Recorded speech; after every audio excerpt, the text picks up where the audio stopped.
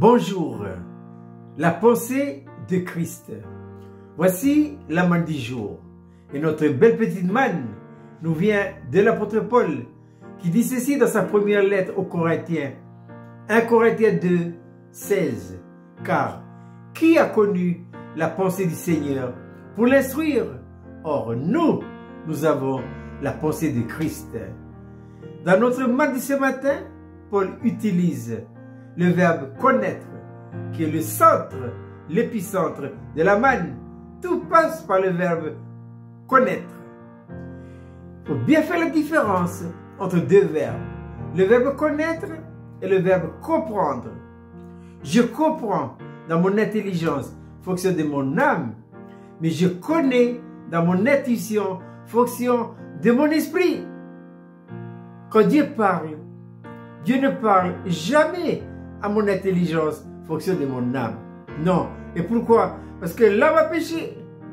Bien qu'étant racheté, sauvé par Jésus, il ne demeure pas moins vrai que l'âme, il a besoin de retrouver sa juste place. Autrement dit, tant qu'il ne retrouve pas sa juste place, Dieu ne lui parlera jamais. Dieu parlera toujours à qui? À l'intuition. Fonction de notre esprit. Et pourquoi il parle par là? Parce que le jour où je suis né de nouveau, eh bien le Saint-Esprit a introduit la vie de Dieu, où ça? Dans mon esprit. Et le Saint-Esprit a fait de mon esprit sa maison, son habitation. C'est 1 Corinthiens chapitre 3 verset 16 où Paul dit: ne savez-vous pas que vous êtes le temple de Dieu et que l'Esprit de Dieu habite en vous? Donc Dieu parle par notre intuition, fonction de notre esprit. Mais quelle est donc la pensée de Christ?